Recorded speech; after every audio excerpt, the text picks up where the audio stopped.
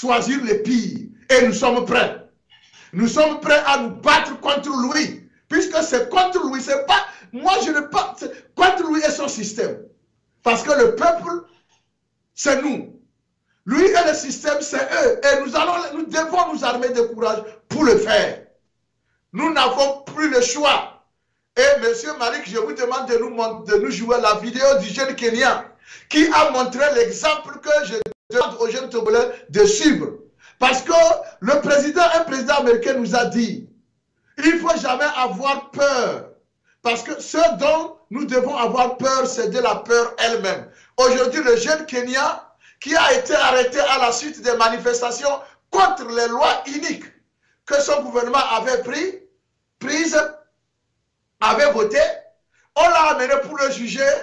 Le jeune m'a fait plaisir. Si j'étais à côté de lui, je devais vraiment l'embrasser et l'emporter avec moi. Parce que c'est ça le nouveau type de panafricaniste jeune qui inspire. Monsieur Malik, jouez-nous la vidéo. C'est en anglais, mais je vais vous donner le sens. Je vais vous traduire ce qu'il dit.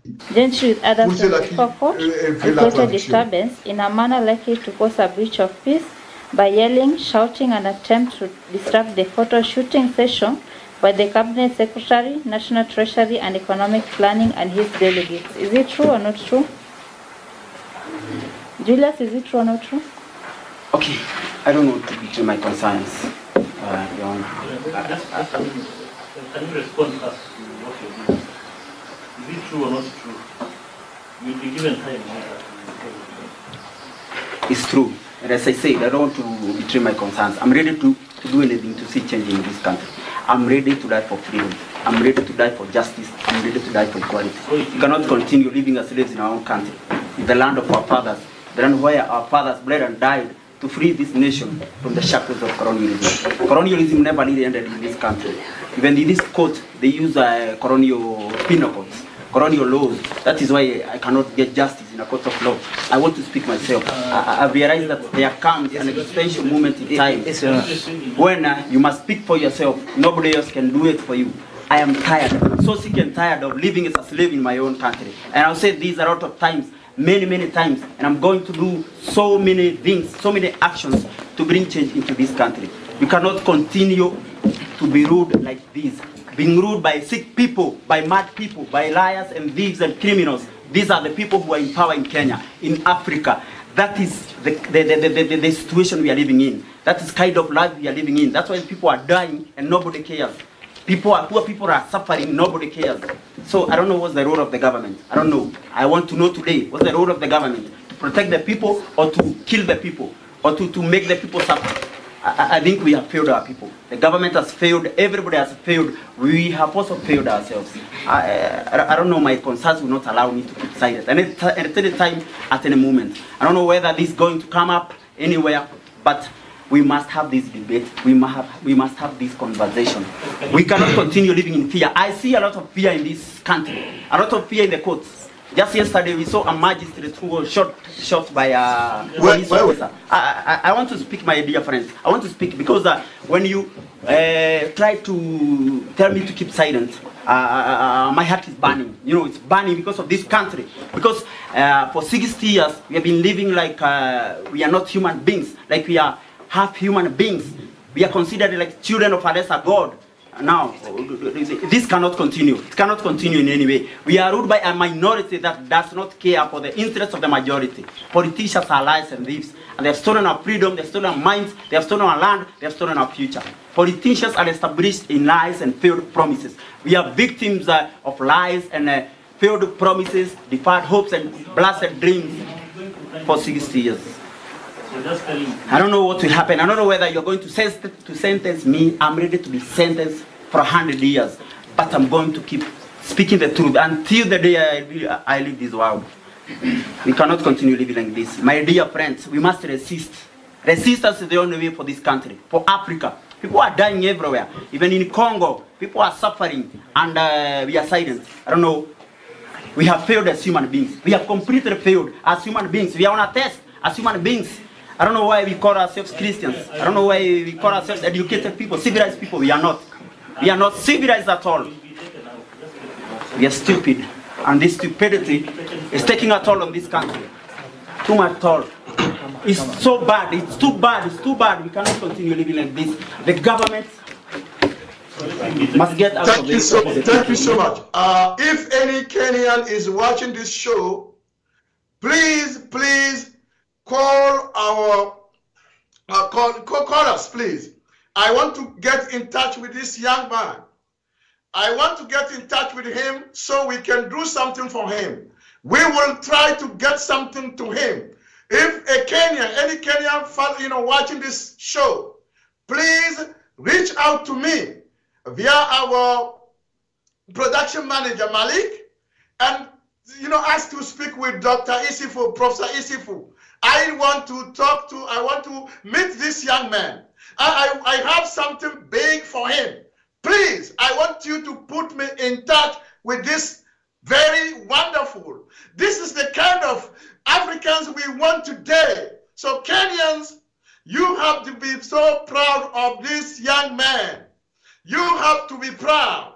I'm also commending the parents of this young man. I commend the parents to have given birth to such a courageous, such a hero for Africa. It reminds me of Jomo Kenyatta. Everybody remembers the trial of Jomo Kenyatta, what he did, what he said during his trial by the colonial powers. This young man reminds me of him. And who else? Most recently, Sanko Ousmane in Senegal. Sanko Ousmane in Senegal. He told everybody he was ready to die for Senegal. And this young man said, I'm ready to die to get freedom. Alors ce qu'il a dit, il a dit que ils sont fatigués d'être dirigés par des fous, des voleurs, des gens écervelés. Et personne ne fait rien. Il dit il est prêt, même si c'est 100 ans de prison, lui il est prêt à prendre ça. Mais il ne pourra pas se taire. Il continuera de se battre jusqu'à affranchir l'homme noir de sa soumission, de l'impression que ses propres frères continuent donc de déverser sur lui. Mais monsieur le jeune Togolais, ce gars que je vous présente, ce Kenyan, il n'a rien de plus que toi et moi. La seule chose qu'il a plus que nous, c'est le courage. Quand vous voulez une chose, il faut vous battre pour la chose là. On ne peut pas rester dans sa chambre pour que la chose vienne nous trouver. Tout se trouve dans l'action. Tout se trouve dans l'action. Sans action, rien du tout. Vous n'aurez rien. Donc le Thomas Sankara le disait, Lumumba le disait, sans la lutte, vous n'aurez rien. Voilà pourquoi je vous invite à emboîter le pas de ce jeune Kenyan, de vous montrer courageux, d'enterrer la peur, de préparer la peur et de la manger, et de sortir pour défendre votre patrie. Parce que le Togo est en danger. Le Togo est pris en otage par une bande de criminels qui vous maltraitent matin, midi, soir. Ils violent vos droits et ça ne vous fait rien. S'il vous plaît, réveillez-vous. Ce jeune vous a montré la voie. Il dit qu'il est prêt à mourir pour, n'est-ce pas, sauvegarder sa liberté. Voilà, en quelque sorte, ce que le jeune a dit. Donc, j'ai lancé un appel. S'il y a un Kenyan qui me suit, qui regarde cette émission, ils n'ont qu'à nous appeler parce que je vais rencontrer ce jeune-là. J'ai un cadeau pour lui. Et l'Afrique a un cadeau pour lui. Il faut encourager de ces jeunes-là qui prennent le risque de défendre la dignité de l'homme noir. Ça, c'est digne de lui. Et c'est ça, il m'a fait pleurer le jeune. Il m'a donné l'envie aussi de continuer par me battre. Parce qu'on ne savait jamais qu'il y aura des jeunes qui vont se tenir devant des juges corrompus jusqu'aux os et leur cracher la vérité. C'est ça, c'est de ça qu'il s'agit. C'est de ça qu'il s'agit. Et donc, c'est ça. C'est un héros. Le Kenya doit le célébrer. Je pensais que Jomo Kenyatta avait tout emporté. Non. Je sais que Jomo Kenyatta sera content. Il sera fier de ce jour-là. Parce que Kenyatta est mort pour chasser les Blancs. Et vous ne pouvez pas tourner en rond pour revenir appliquer la même souffrance sur vos peuples. Qui vous a dit que vous pouvez faire ça? Bande de criminels. Vous voulez diriger l'Afrique et vous ne voulez pas le bien-être de vos frères.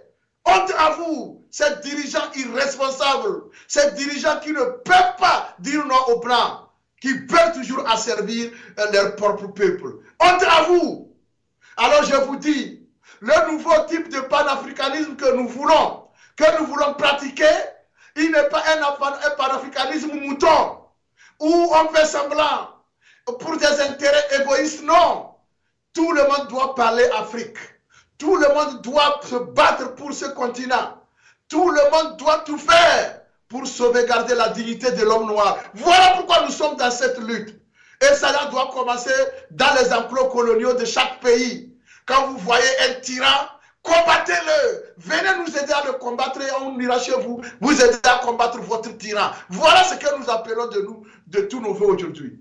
Nous sommes fatigués de supporter, de subir. C'est vaut à rien, c'est bon à rien, c'est vaut rien. Nous sommes fatigués. Et donc je vous dis, chers amis, l'Afrique est debout. Sarkozy, le sarkozien français a dit que l'Afrique n'est pas rentrée dans l'histoire. Nous allons nous prouver que l'histoire a commencé par l'Afrique. Nous n'avons pas besoin d'y entrer parce que nous sommes l'histoire. L'Afrique, c'est l'histoire du monde. Pourquoi nous allons encore vouloir y entrer? L'Afrique, c'est l'histoire. Monsieur Sarkozy, l'Afrique, c'est l'histoire. Alors nous n'avons pas besoin d'y rentrer. Elle nous appartient. Voilà. Alors, chers amis, je ne vais pas être trop long. Je vais me résumer en disant tout simplement que nous avons commencé par dire que entre la CEDEAO et l'AES, le corps de M. Faure Gnassingbé balance.